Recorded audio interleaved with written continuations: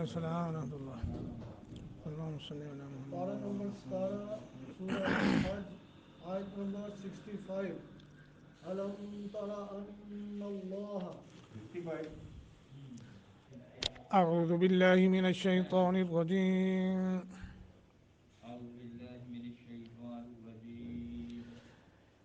الم تر الم تر الم کو لمبا نہیں کرنا، الم تر الم تر ان اللہ ان اللہ سخر لکم سخر لکم ما فی الارض ما فی الارض والفلک والفلک تجری تجری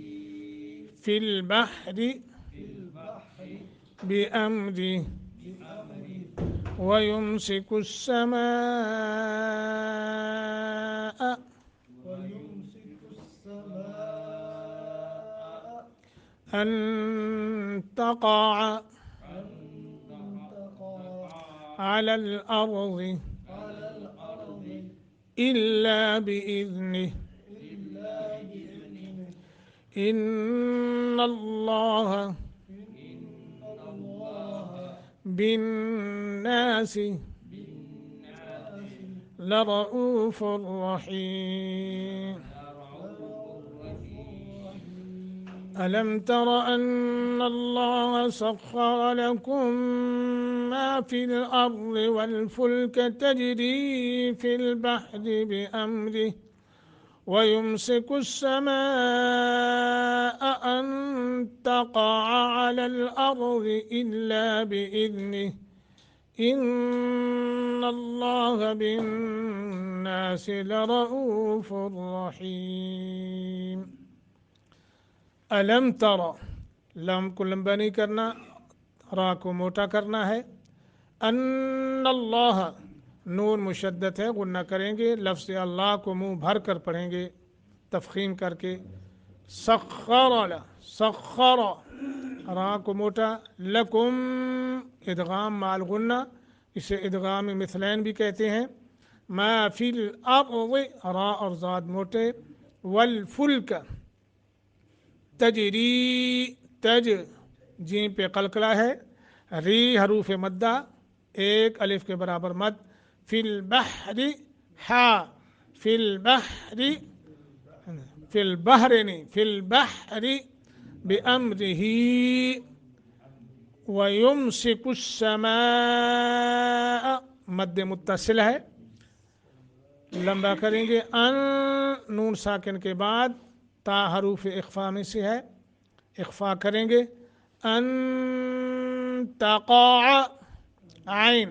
علی العین علی الارض را ذات کو موٹا کر کے پڑھیں گے، الا باذن الا پہ ایک سیکنڈ کی مد ہوگی، باذنہ رک جائیں تو ہا کو ساکن کر دیں گے، ان اللہ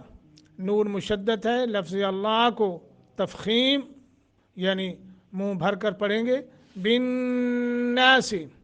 یہاں غنہ کریں گے، نون مشدد ہے، لارا را کو موٹا، لارا او حروف مدہ ہے، ایک سیکنڈ کی مد کر کے، لرؤوف الرحیم رحیم را کو موٹا، ہا رحیم کیا لم تارا نہیں آپ نے دیکھا، ان اللہ کہ بے شک اللہ نے، سخرا تابع کر دیا ہے، لکم تمہارے لیے، ما جو کچھ، فی الارض زمین میں ہے، والفلک اور کشتیوں کو، تجری جو چلتی ہیں، فی البحر سمندر میں، بامر اس کے حکم کے ساتھ، ویمسک اور وہی تھامے رکھتا ہے، السماء آسمان کو، ان تقع اس سے کہ تقع وہ گر پڑے، علی الارض زمین پر، الا مگر، باذن اسی کے حکم سے، ان اللہ بلا شبہ اللہ بالناس لوگوں پر، لرؤوف البتہ بہت زیادہ شفقت کرنے والا، رحیم، نہایت رحم کرنے والا ہے۔ اس لیے میں نے ایک آیت پڑھی ہے، اس میں اللہ کی معرفت ہے، اللہ کا تعارف ہے، اور ہر شخص جو ہے اس آیت کو پڑھ کے اس کا مفہوم اور معنی سمجھ کے کبھی بھی اپنے اللہ کی بغاوت نہیں کر سکتا، نافرمانی نہیں کر سکتا، بالخصوص اللہ کے شریک نہیں ٹھہرا سکتا۔ یہ تیسری دلیل ہے اللہ کی وحدانیت پر کہ اللہ سبحانہ ہوا تعالیٰ فرما رہے ہیں کہ زمین کی ہر چیز کو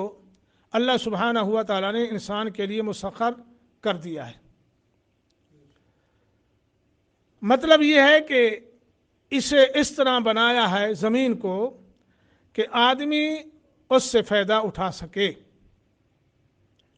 مثال کے طور پر آپ دیکھیں سورج، چاند، وہ اس رفتار سے چل رہے ہیں کہ جو انسان کے لیے مفید ہے۔ سورج طلوع ہوتا ہے، غروب ہو جاتا ہے، پورا دن انسان جو ہے اپنا مشغلہ اختیار کرتا رہتا ہے، سورج غروب ہو جاتا ہے، پھر رات کو اللہ نے بنا دیا آرام کرنے کے لیے۔ اسی طرح پانی، آگ، بجلی، غرض کتنی ہی منہ زور قوتیں ہیں، وہ ابھی آپ کو بتاتا ہوں، جن سے انسان کا فائدہ اٹھانا یا اٹھا رہا ہے۔ مثلا پالتو جانور ہیں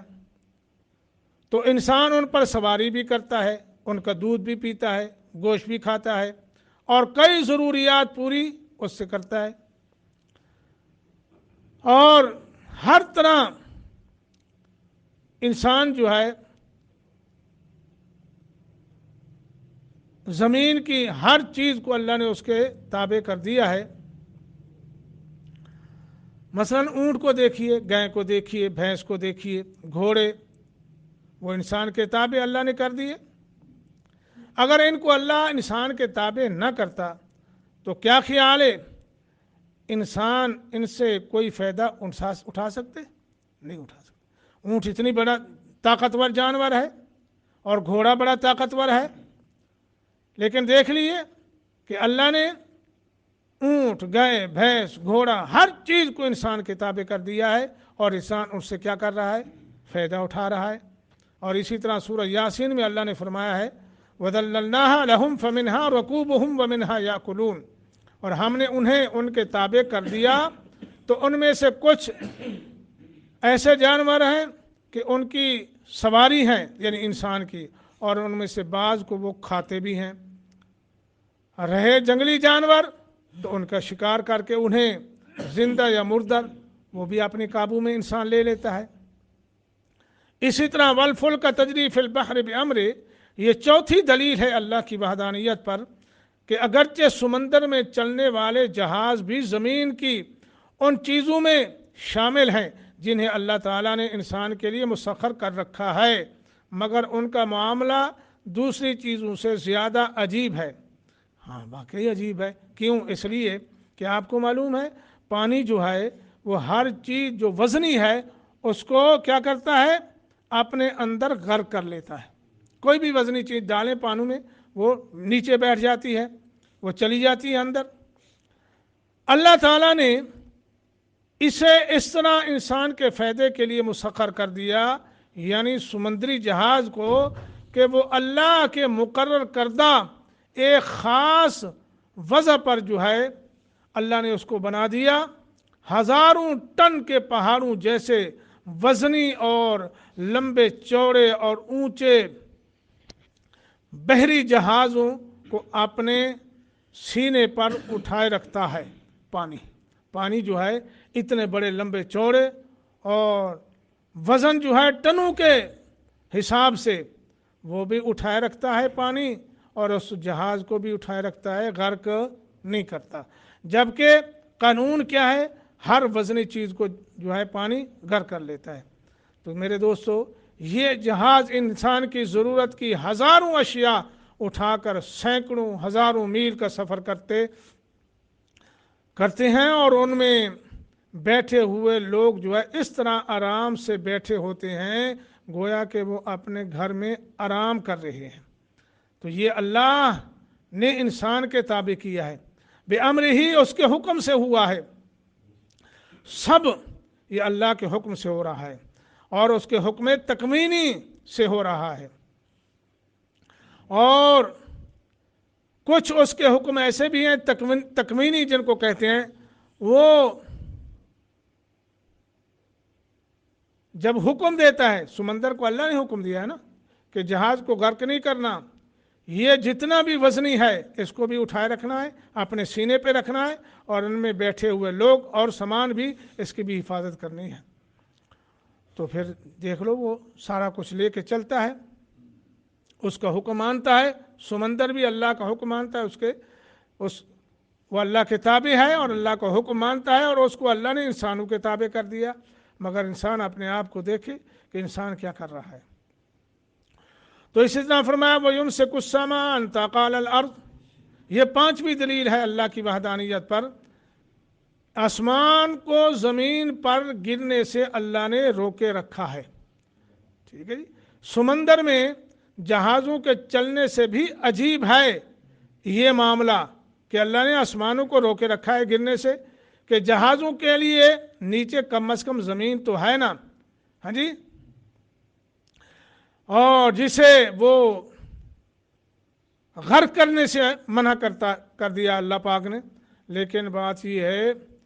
کہ اسے جہازوں کا ٹھکانہ اور سہارا بنا دیا کس کو؟ ہاں نہیں، اس بھی بلکہ اسے جہازوں کا ٹھکانہ اور سہارا بنا دیا ہے، مگر آسمان کو اتنی بلندی پر نیچے کسی چیز کے سہارے کے بغیر تھامے رکھا ہے، یعنی زمین جو ہے، جہاز اگر گرے یا غرق ہو جائے تو نیچے زمین ہے جو اس کو سنبھال لے گی، سہارا دے گی، لیکن آسمان کے لیے تو اللہ نے کسی چیز کو بنایا نہیں ہے، ٹھیک ہے، بغیر کسی سہارے کے، بغیر کسی حول حجت یا ستون یا کسی اور، اللہ نے اس کو ایسے اٹھا رکھا ہے، تو یہ اللہ کی قدرت ہے۔ تو میرے دوستو، اس بے انتہا قوتوں والے مالک ہی کا کام ہے کہ ایسے مالک کے ہوتے ہوئے اگر اب بھی کوئی بے بس مخلوق کو اس کی بندگی کرے یا اس کے آگے جھکے تو کیا خیال ہے، پھر یہ بے انصافی نہیں ہوگی؟ اتنی بڑی طاقت والا جو اللہ، جس نے تمہارے لیے زمین کی ہر چیز کو مسخر کر دیا ہے، اس طاقتور اللہ کو چھوڑ کر اور بے قوت طاقتوں کو جا کے انسان جو ہے ان کی عبادت کرے تو یہ ناانصافی ہے، یہ اللہ یہاں فرما رہے ہیں۔ تو اللہ باذن سے مراد یہ ہے کہ اس لیے فرمایا کہ جب اس کا اذن ہوگا تو آسمان پھٹ جائے گا اور اسے ٹوٹ پھوٹ کا شکار ہونے سے کوئی چیز نہیں روک سکی، اور وہ کون سا دن ہوگا؟ قیامت کا دن ہوگا۔ قیامت کے دن اللہ پاک جو ہے وہ حکم دیں گے تو آسمان بھی سارے کیا ہوں گے، ستارے بھی ختم، سورج چاند بھی ختم، اور پہاڑ بھی ختم ہو جائیں گے۔ یہ آخری پارے میں چند صورتیں ان میں بیان ہوا ہے۔ ان اللہ بالناس لرؤوف الرحیم، رؤوف رحیم دونوں مبالغے کے صیغے ہیں۔ صفت رافت میں نقصان سے بچانے کا اور صفت رحمت میں نفع پہنچانے کا مفہوم جو ہے وہ پایا جاتا ہے۔ یہ دونوں لفظ ایک دوسرے کی جگہ بھی آ جاتے ہیں، اکٹھے آنے میں نقصان سے بچنے یا نقصان سے بچانے اور نفع پہنچانے کے دونوں مفہوم جمع ہو گئے۔ اللہ اکبر۔ رؤوف رحیم بجائے خود مبالغے کے صیغے ہیں، ان پر مزید تنوین جو ہے وہ تعظیم کی ہے۔ تعظیم آنے کے بعد اس کی رافت اور رحمت کا کیا اندازہ ہو سکتا ہے؟ اس لیے فرمایا ان اللہ بالناس لرؤوف الرحیم، اللہ تعالیٰ نے تم پر جو احسانات فرمائے ہیں اور تمہاری زندگی کے لیے جو یہ اسباب فرمائے گئے ہیں، یہ اس وجہ سے نہیں کہ وہ تمہارا حاجت مند ہے۔ اللہ یہ سارے احسانات کر کے اس لیے اللہ نے نہیں کیے کہ کوئی اللہ کو تم سے حاجت ہے، کہ اللہ تم سے کوئی فائدہ اٹھائے گا، نہیں نہیں، بلکہ یہ سراسر اس کی شفقت، اس کی مہربانی کا کرشمہ ہے۔ تمہارا اس